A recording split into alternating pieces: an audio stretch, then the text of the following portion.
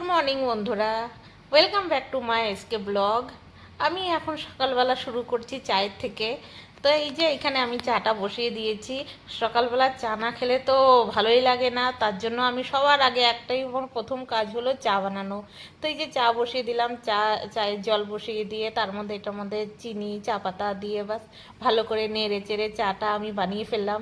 তারপরে এদিকে চা বানাতে বানাতে মাথায় বুদ্ধি আসলো যে আরে চায়ের সাথে তো কিছু খেতে হবে, তাহলে কি খাওয়া যায় কি খাওয়া যায় মাথায় চিন্তা ভাবনা নিয়ে তারপরে ভাবলাম যে না একটু লবণ আর লঙ্কার গুঁড়ো, যেটাকে বলে হিন্দি ভাষায় বলা হয় নমক মির্চিওয়ালা পরাঠা, নমকিন পরাঠা। তো আমি এখানে শুরু করে দিলাম নমকিন পরাঠা বানানোর তৈয়ারি করছি। আটাটাকে ভালো করে মেখে ঝেঁকে নিলাম। তারপরে এই যে আমি আটার মধ্যে দেখতেই পাচ্ছেন, আমি প্রথমে একটু বেলে নিলাম, তারপর এটার মধ্যে সামান্য একটু তেল লাগিয়ে তারপরে এটার মধ্যে আমি লবণ আর লঙ্কার গুঁড়ো ছিটিয়ে নিয়ে তারপর আমি পরোটাটা ভেজে নিয়েছি। তারপরে গরম গরম চায়ের সাথে পরোটা দিয়ে মজা মতো খেয়ে তারপরে চললাম আমি দোকানে। আমার নিচে দোকানটা খুলতে হবে, সেজন্য আমি নিচে চলে আসলাম। আর ওইদিকে মেয়ে খেয়ে দিয়ে চলে গেল টিউশনিতে। তারপরে আমি এখানে আসলাম, এই যে কাস্টমার এসে ওয়েট করছিল। তারপরে কাস্টমারকে বললাম যে একটু বসো, আমি দোকানটাকে খুলি, একটু ঝাড়ু টাড়ু মেরে নিই। তারপরে বাস কাস্টমারটা ভালো ছিল তাই একটু বসেছে, কথা শুনেছে। তারপরে এই যে দোকানের কাজ মাস সেরে নিয়ে কাস্টমার চলে গেল আর আমি দোকানটাকে বন্ধ করে নিয়ে আবার চললাম ওপরে।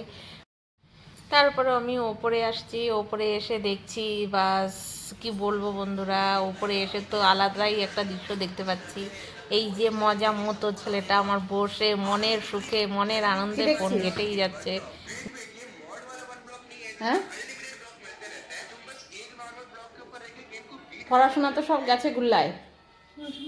হ্যাঁ, টিউশনি পড়া সব ক্লিয়ার? কিরে, টিউশনি পড়া সব মুখস্থ? সত্যি তো? টিউশনি গিয়ে মার খেতে হবে না তো?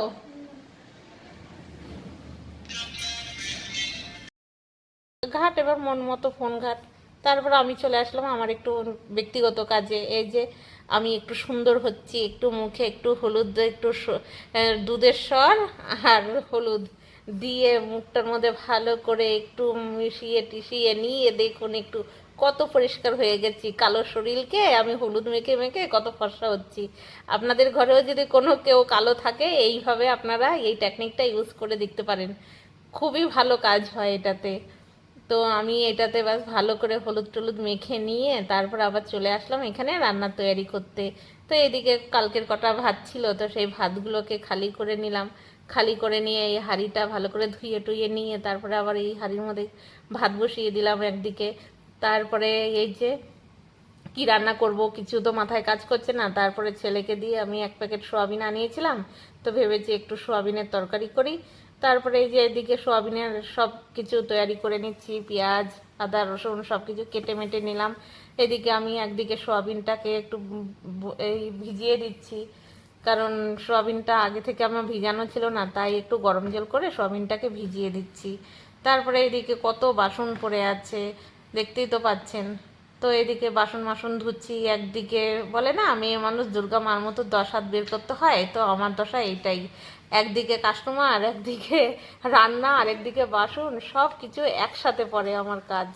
তারপরে এইদিকে আবার বাসন ধুতে ধুতে আবার চলে আসলাম, আলুটাকে ভেজে নিচ্ছি। কখন আবার নিচে কাস্টমারের বুলাবা চলে আসে বলা তো যায় না, যতটা পারছি তাড়াহুড়ো করে কাজটা সামলাচ্ছি। তারপরে আর কি বলবো বন্ধুরা, কাজটা যেমনি আমি আলুটা কড়াতে ছেড়েছি অমনি আবার নিচের থেকে বুলাবা এসে গেছে, ডাক এসে গেছে যে কই গেলে দিদি, তাড়াতাড়ি আসো। তো নিচে কাস্টমার এসে ওয়েট করছে।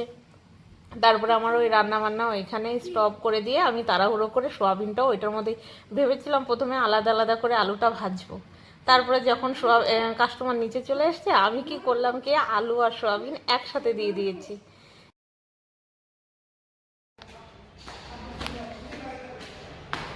পার্লারের কাজ হয়ে গেছে, এখন উপরে আসলাম, দেখি মেয়েটা কি করছে। মেয়েকে তো বলে গেছিলাম একটু রান্নার দিকে দেখে নিতে। এই দেখুন দেখুন, একে রান্না করতে বলে গেছি, এখানে কি অবস্থা। রান্না সবকিছু নামিয়ে দিয়ে এখানে ফোন কেটে যাচ্ছে। আমি এই হচ্ছে তরকারি বানানোই দেখছি। আচ্ছা দেখেছেন, ফোন দেখে দেখে রান্না হচ্ছে। আমার কথা ভাববো না, আমার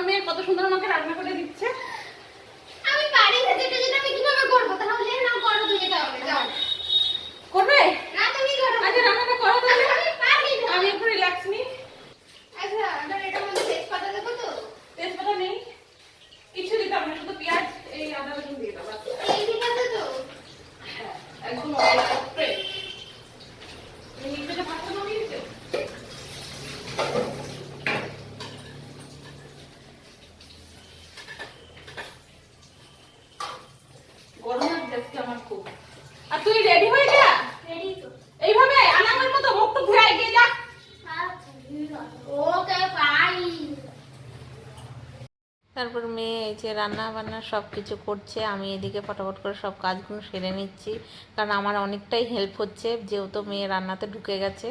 তো মেয়েকে বললাম, মেয়ে তো রেগে যাচ্ছিল, আমি মেয়েকে যখন বলছিলাম যে ফোন দেখে রান্না করছে, তো অনেক মানিয়ে টানিয়ে মেয়েকে রান্নাতে ঢুকালাম। তো যেমন পাচ্ছে সেরকম রান্না করছে, জানি না কেমন হবে।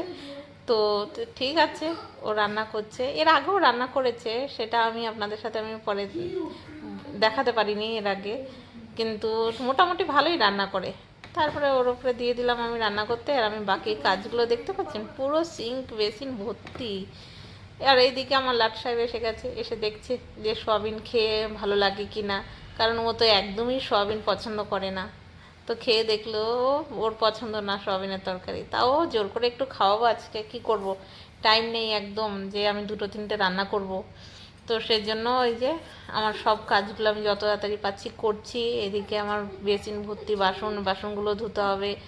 তারপরে মেয়েকে মাঝে সাঝে এসে এসে একটু বলে দিচ্ছি, এটা এতটা দিবি, ওইটা অতটা দিবি, বলে বলে দিচ্ছি, কারণ কি করব, বাচ্চা মানুষ তো, ও ও তো আন্দাজগুলো বোঝে না, না লবণ কতটা পরিমাণে দিতে হবে, লঙ্কার গুঁড়ো কতটা পরিমাণে দিতে হবে, এইগুলো না বলে দিলে শিখবে কি করে, মেয়ে মানুষ যে হয়েছে। আমি যদি কাজ না শেখাই, তারপরে বড় হয়ে গেলে শ্বশুরবাড়ি যাবে, তখন বলবে কি ওই তো মা কিছু শেখায়নি। তার জন্য মেয়েকে যতটা পাচ্ছি একটু কাজ শিখিয়ে দিচ্ছি। তারপরে এইদিকে দেখছি যে মেয়েটা রান্না করলো, একটু লবণটা একটু টেস্ট করে দেখি যে লবণটা দিতে হবে কিনা।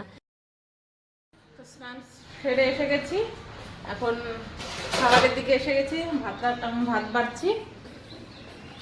আর আজকে মেয়ে রান্না করেছে বলে কথা, তো খেয়ে দেখতে হবে না রান্নাটা কেমন হয়েছে। আর বন্ধুরা, আমি বেশি কিছু রান্না করি না, কারণ আমার সময়ের এত প্রবলেম, সেটা আপনারা তো দেখতেই পাচ্ছেন, আমার সময়ই নেই রান্না করার। তো কোনো রকম আর কি এক তরকারি ভাত হলেই বাস আমার হয়ে যায়। তো আমি বেশি কিছু রান্না করতে পারি না, আমার এতটাই সময়ের অসুবিধা। তো যেটা হয় সেটাই আমার ভাগ্য মনে করি, যে হ্যাঁ এইটুখানি সময়ের মধ্যে আমি এই রান্নাটা কমপ্লিট করতে পেরেছি, এটাই আমার জন্য অনেক। তারপরে বন্ধুরা, খাওয়া দাওয়া সেরে নিয়ে এখন মেয়ে আমি শুয়ে আছি, রেস্ট নিচ্ছি। আর কি বলবো বন্ধুরা, রান্নাটা এত সুন্দর সুপার রান্না হয়েছিল, যা আমি রান্না করলেও আমার ভালো লাগে না খেতে, কারণ প্রতিদিন আমরা এক ঘায়া খাবার খেতে খেতে এতটা বোর হয়ে যাই, যে অন্য সামনেওয়ালা যদি কেউ রান্না করে দেয়, চাই যেমনই হোক, এত টেস্টি হয় যে আমি এতটা খুশি হয়েছি। আর আজকে যতটা ভাত খাই তার চেয়ে আমি এক বাটি ভাত বেশি খেয়েছি, যে আমার মেয়ে রান্না করেছে। তো আপনারাও কমেন্ট করে জানাবেন যে আমার মেয়ের হাতে যদি রান্না খেতে হয়, তাহলে আপনারা প্লিজ আমাকে কমেন্ট করে জানাবেন যে আপনারা কবে আসছেন, আপনাদেরকে আমার মেয়ে রান্না করে খাওয়াবে। আর কি খেতে চান সেটাও কমেন্ট করে জানাবেন, কারণ আমার মেয়ের তো সেটার জন্য তৈরি করতে হবে, ইউটিউব যে আছে, ইউটিউব দেখে দেখে যে তৈরি করতে হবে, তাই না? কিছু বলো, তুমি আজকে রান্না করে তোমার কিরকম এক্সপিরিয়েন্স হলো সেটা একটু বলো। আমি আর কখনো রান্না বান্না করবো না। কেন এত সুন্দর রান্না করেছো তুমি, এরকম ধরনের কথা বলছো কেন, বলো। না, ভালো লাগছে না। সরাতো না, আমি ভালো লাগছে না তো আমাকে ইয়ে নিও না।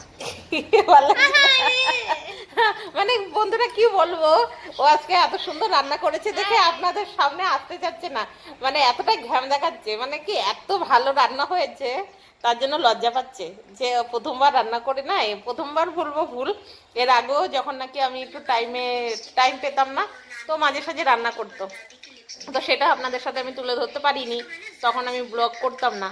তো আজকে আমি প্রথম, মানে ব্লগের জন্য আজকে প্রথমই রান্না, তো রান্না করেছি, বেশ ভালোই লেগেছে। তো আপনারাও, আমি আশা করব আপনাদেরকে আবার নতুন নতুন কিছু ওর হাতের রান্নার রেসিপি আপনাদের সাথে শেয়ার করব, আপনারা দেখবেন।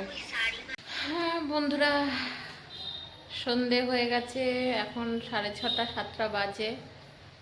আর এই যে ছেলে মেয়েগুলো পড়তে বসেছে, আমার খুব ভদ্র ছেলে মেয়ে, অনেক বলে বলে পড়তে বসলো, তারপরে পড়াশোনা করে সব পণ্ডিত হবে, দেখতেই পাচ্ছেন, না বললে কেউ বসবে না পড়তে।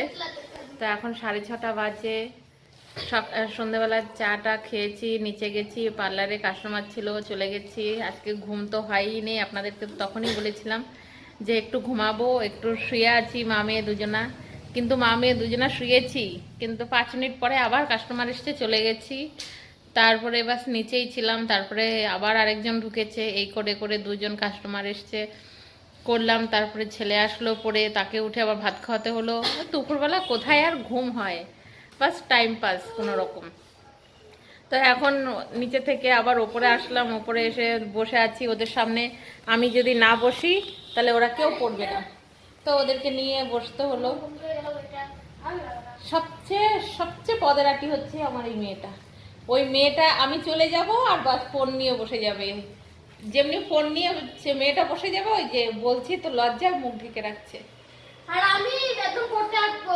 হ্যাঁ, টিচার টিচার আচ্ছা। আরে অফ করো তো ক্যামেরা। আর এইদিকে ওই যে আমার ছেলেটা পড়তে বসেছে, আমি চলে যাব। ওই যে এখনই হাতের মধ্যে ওই যে দেখতে পাচ্ছেন খেলনা নিয়ে বসে আছে। ওই খেলনা পড়বে কম, খেলবে বেশি, বদমাশি করবে বেশি, তার জন্য আমার এইখানে বসে এই যে থাকতে হবে। এখানটা এটা করে আছে ক্রিমটা, আমি কি করব? তো যতক্ষণ কাস্টমার নেই ততক্ষণ আমি নিচে ওপরে ওদের সামনে এসে বসে আছি। আমি চলে গেলেই আবার পড়াশোনা কারে উঠে যাবে, তো দেখছি কতক্ষণ বসা যায়। আমার মাঝে সাঝে যদি একটু হিন্দির টান এসে যায় তো প্লিজ কিছু মনে করবেন না, ঠিক আছে? কারণ এত বছর ধরে আমি বাইরে থেকে এসেছি, তো সবসময় হিন্দিতে কথাবার্তা বলে বলে না, আপনারা বলবেন হয়তো নিজেদের মাতৃভাষা কি ভুলে গেছো। একদমই না বন্ধুরা, আমি কোনো মাতৃভাষা ভুলিনি। আমার যেরকম কথা আমি সেরকমই, কিন্তু দুই একটা একটু মিস্টেক হয়ে যায়, সেটা আপনারা একটু বুঝে নেবেন, ঠিক আছে? আমি তো প্রায় 10-12 বছরের পর থেকেই তো আমি দিল্লি চলে গেছি, তো একটু হলেও দিল্লির টানটা চলে আসে, তো আপনারা সেটা অ্যাডজাস্ট করে নেবেন। Thank you. হ্যালো গাইস, তো ফের আমাদের খাওয়া দাওয়া সব কমপ্লিট হয়ে গেছে। এখন আমরা যে যার যার মতো শুতে চলে যাচ্ছি। তো এখন বাস আমাদের খাওয়া দাওয়া কমপ্লিট, তো সবাইকে বলে দিচ্ছি গুড নাইট। তো সবাই ভালো থেকো, আবার কালকে দেখা হচ্ছে একটা নতুন ভিডিওর সাথে। Tata, bye bye, good night.